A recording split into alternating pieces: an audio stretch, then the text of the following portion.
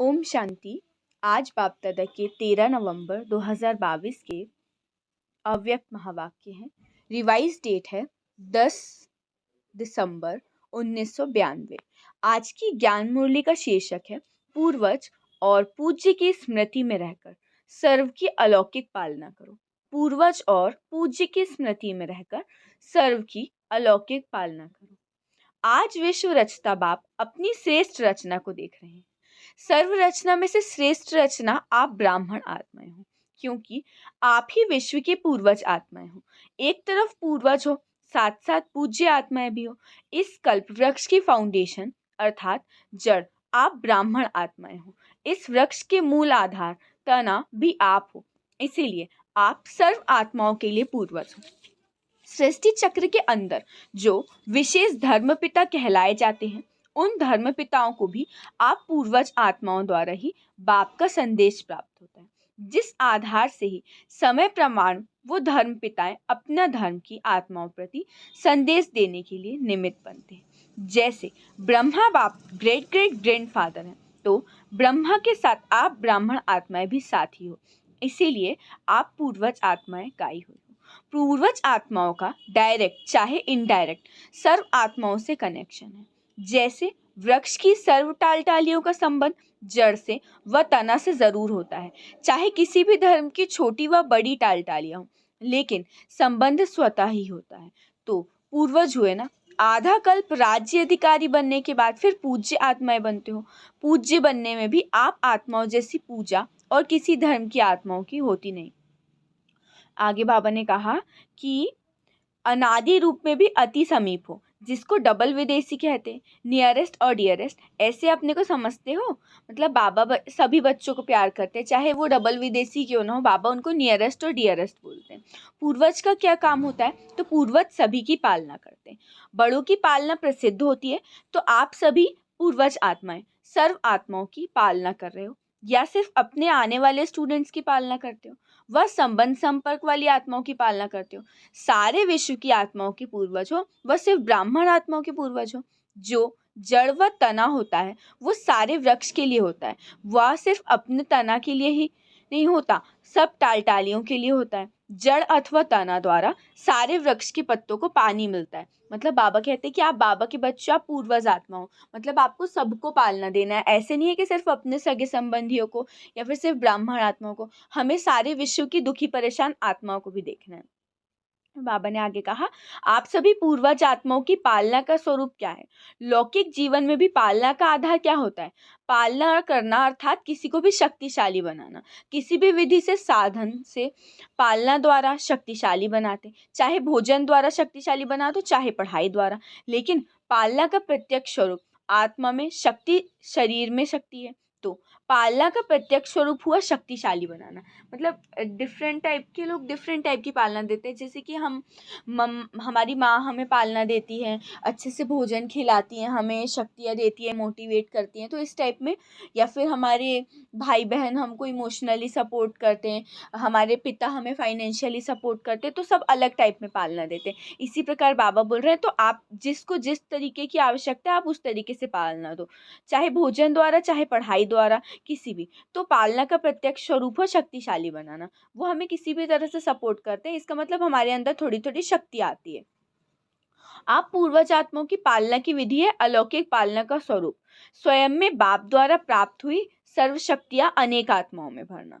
वर्तमान समय आप पूर्वज आत्माओं की पालना की सर्व आत्माओं को आवश्यकता है। अभी सारा संसार बहुत परेशान है, हमारी पालना की उन्हें अत्यंत आवश्यकता है। फिर बाबा ने आगे बताया, ऑर्डर द्वारा पहुंच जाते हो, ऐसे टाइम पर विशेष अटेंशन से अपनी सेवा के लिए अलर्ट हो जाओ। आप सबने हलचल का समाचार तो सुना, लेकिन सेवा में अलर्ट हुए, वह सुनने का ही आनंद लिया। अपना पूर्वजपन स्मृति में आया, सभी आत्माओं की शांति की शक्ति की पालना की, या यही सोचते रहे यहाँ हुआ है वहाँ यह हुआ है। विशेष आत्माओं की ऐसे समय पर सेवा की अति आवश्यकता है। अभी अपनी वृत्ति द्वारा, मनसा शक्ति द्वारा विशेष सेवा की, वह जैसे विधि पूर्वक याद में रहते हैं, सेवा करते हैं, उसी रीति ही किया। आप रूहानी सोशल वर्कर भी हो, तो रूहानी सोशल वर्कर ने अपनी विशेष एक्स्ट्रा सोशल सेवा की। इतनी अपनी जिम्मेवारी समझी या प्रोग्राम मिलेगा तो करेंगे। ऐसे समय पर सेकंड में अपनी सेवा पर अलर्ट हो जाना चाहिए। यही आप पूर्वज आत्माओं की जिम्मेवारी है। मतलब जब भी आपको सामने दिखे मौका तो आपको सेवा करना है। ऐसा नहीं है कि अब आपको कोई क्या है जब आप सेवा करें। अब आगे बाबा ने और बहुत अच्छी बात कही है। बाबा ने कहा है, अभी भी विश्व हलचल में है और यह हलचल समय प्रति समय बढ़नी ही है। आप आत्माओं का फर्ज है ऐसे समय पर आत्माओं में विशेष शांति की, सहन शक्ति की हिम्मत भरना। लाइट हाउस बन सर्व को शांति की लाइट देना। समझा क्या करना है? अभी अपनी जिम्मेवारी व फर्ज अदाई और तीव्र गति से पालन करो, जिससे आत्माओं को रूहानी शक्ति की राहत मिले। जलते हुए दुख की अग्नि में शीतल जल भरने का अनुभव करें। यह फर्ज अदाई कर सकते हो, दूर से भी कर सकते हो, या जब सामने आएंगे तभी करेंगे। कर रहे हो, लेकिन अभी और जैसे हलचल तेज होती जाती है तो आपकी सेवा भी और तेज हो। समझा पूर्वजों की पालना क्या है? ऐसे नहीं कि पूर्वज हैं लेकिन पालना नहीं कर सकते। पूर्वज का काम ही है पालना द्वारा शक्ति देना। तो श्रेष्ठ शक्तिशाली स्थिति द्वारा परिस्थिति को पार करने की शक्ति अनुभव कराओ। अच्छा, अब बाप दादा का याद प्यार सुन लेते हैं। चारों ओर के सर्व आदि देव ब्रह्मा के मददगार आदि आत्माओं को, सर्व आत्माओं के फाउंडेशन पूर्वज आत्माओं को, सदा सर्व आत्माओं के प्रति बेहद सेवा की श्रेष्ठ वृत्ति रखने वाली आत्माओं को, सर्व रूहानी सोशल सेवाधारी आत्माओं को बाप दादा का याद प्यार और नमस्ते। आगे बाबा ने दादियों से मुलाकात की, पर इसमें भी कुछ अच्छे पॉइंट है जो कि हमें स्मृति में रखना है। जैसे कि वर्तमान समय अशांत आत्माओं को शांति देना, यह सभी का विशेष कार्य है। रहमदिल बाप के बच्चों को सर्व आत्माओं के प्रति रहम आता है ना। रहमदिल क्या करता है? रहम का अर्थ ही है किसी प्रकार की हिम्मत देना, निर्बल आत्माओं को बल देना। तो आत्माओं के दुख का संकल्प मास्टर सुखदाता आत्माओं के पास पहुंचता है। जैसे वहाँ दुख की लहरें, ऐसे विशेष आत्माओं में सेवा की विशेष लहर चले। देना है, कुछ करना है। बाबा ने आगे अव्यक्त बाप दादा की पर्सनल मुलाकात सुनाई। व्यर्थ के प्रभाव में आने वाले नहीं, अपना श्रेष्ठ प्रभाव डालने वाले बनो।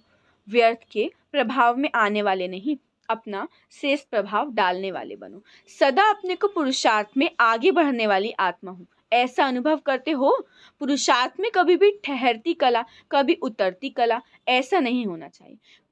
सभी बहुत अच्छा, कभी थोड़ा अच्छा, ऐसा नहीं। सदा बहुत अच्छा, क्योंकि समय कम है और संपूर्ण बनने की मंजिल श्रेष्ठ है। तो अपने भी पुरुषार्थ की गति तीव्र करनी पड़ेगी। पुरुषार्थ की तीव्र गति की निशानी है कि वह सदा डबल लाइट होगा, किसी भी प्रकार का बोझ अनुभव नहीं करेगा। चाहे प्रकृति द्वारा कोई परिस्थिति आए, चाहे व्यक्तियों द्वारा कोई परिस्थिति आए, लेकिन हर परिस्थिति में स्वस्थिति के आगे कुछ भी अनुभव नहीं होगी। स्वस्थिति की शक्ति परिस्थिति से बहुत ऊंची है। क्यों? यह स्व है, वह पर है। अपनी शक्ति भूल जाते हो तभी परिस्थिति बड़ी लगती है। मतलब बाबा कहते हैं आपके अंदर बहुत सारी शक्तियां, बाबा ने हमें अस्त्र शक्तियां प्रदान की है। तो जब हम अपनी शक्तियों को भूल जाते हैं ना, तभी हमें परिस्थितियां बड़ी लगती है। तो सदा डबल लाइट का अर्थ है कि लाइट अर्थात ऊंचे रहना। हल्का सदा ऊंचा रहता है। शरीर में भी देखो तो आत्मा का निवास स्थान ऊपर है, ऊंचा है, पाँव में तो नहीं है ना। तो जैसे शरीर में आत्मा का स्थान ऊंचा है, ऐसे स्थिति भी सदा ऊंची रहे। ब्राह्मण की निशानी भी ऊंची चोटी दिखाते। चोटी का अर्थ है ऊंचा, तो स्थूल निशानी इसलिए दिखाई है कि ऊंची स्थिति। शूद्र को नीचे दिखाते हैं, ब्राह्मण को ऊंचा दिखाते हैं। यहाँ पर जाति पाति की कोई भी बात नहीं है, सिर्फ एग्जाम्पल दे रहे हैं कि लोगों की मेंटेलिटी है कि ब्राह्मण को ऊंचा दिखाते हैं, स्थूल को नीचे दिखाते हैं। तो बाबा ने तो हम सबको ब्राह्मण बना लिया, हमको अडॉप्ट कर लिया, तो हम सभी अभी ब्राह्मण बन गए। तो ब्राह्मण को ऊंचा दिखाते हैं। ब्राह्मणों का स्थान और स्थिति दोनों ऊंची है। अगर स्थान की याद होगी तो स्थिति स्वतः ऊंची हो जाएगी। बाबा ने कहा जब स्थिति ऐसी हो जाती है तो नीचे की बातों से और नीचे की वायुमंडल से सदा दूर रहेंगे, उसके प्रभाव में नहीं आएंगे। अच्छा प्रभाव पड़ता है या खराब भी पड़ जाता है। अगर प्रवृत्ति में खराब वायुमंडल हो फिर क्या करते हो? प्रभावित होते हैं। खराब को अच्छा बनाने वाले हो या प्रभाव में आने वाले हो? क्योंकि माया भी देखती है कि अच्छा अंगुली तो पकड़ ली है, तो अंगुली के बाद हाथ पकड़ेगी, हाथ के बाद पाँव पकड़ेगी, इसीलिए प्रभाव में नहीं आना। प्रभाव में आने वाले नहीं, अपना श्रेष्ठ प्रभाव डालने वाले बनो। तो ब्राह्मण आत्मा अर्थात सदा डबल लाइट ऊंचे रहने वाले, इस स्मृति से सदा उड़ते चलो। अच्छा, सभी खुश रहते हो ना, दुख की लहर तो नहीं आती, क्योंकि जो दुखधाम छोड़ चले उनके पास दुख की लहर कैसे आ सकती है। संगम पर दुखधाम और सुखधाम दोनों का ज्ञान है, दोनों के नॉलेजफुल शक्तिशाली आत्माएं हैं, गलती से भी दुखधाम में जा नहीं सकते। सदा खुश रहने वालों के पास दुख की लहर कभी आ नहीं सकती। अच्छा, सेवा और स्वोन्नति दोनों का बैलेंस रखो, ऐसी नहीं सेवा में मस्त हो गए स्वोन्नति भूल गए। सेवा का शौक ज्यादा है, लेकिन दोनों का बैलेंस समझा। अच्छे चल रहे हैं, लेकिन सिर्फ अच्छे तक नहीं, और अच्छे से अच्छे बनो। अब कहो, हम रूहानी बच्चों की रूहानी बाप दादा को याद प्यार, गुड मॉर्निंग और नमस्ते नमस्ते नमस्ते, शुक्रिया बाबा शुक्रिया। वरदान है, अपने जीवन को हीरे समान वैल्यूएबल बनाने वाले स्मृति और विस्मृति के चक्कर से मुक्त भव। अपने जीवन को हीरे समान वैल्यूएबल बनाने वाले स्मृति और विस्मृति के चक्कर से मुक्त भव। विस्तार है, यह संगम युग स्मृति का युग है और कलयुग विस्मृति का युग है। अगर अपने श्रेष्ठ पाठ श्रेष्ठ भाग्य की सदा स्मृति है तो हीरे समान वैल्यूएबल हो। यह स्मृति और विस्मृति का खेल है।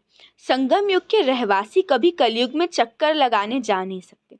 अगर थोड़ा भी बुद्धि गई तो चक्कर में फंस जाएंगे, क्योंकि कलयुग में बहुत रौनक है, लेकिन वह रौनक धोखा देने वाली है। स्लोगन है, अपनी कर्मेंद्रियों को लॉ और ऑर्डर प्रमाण चलाने वाले ही सच्चे राजयोगी हैं। अपनी कर्मेंद्रियों को लॉ और ऑर्डर प्रमाण चलाने वाले ही सच्चे राजयोगी। अच्छा, ओम शांति ओम शांति ओम शांति।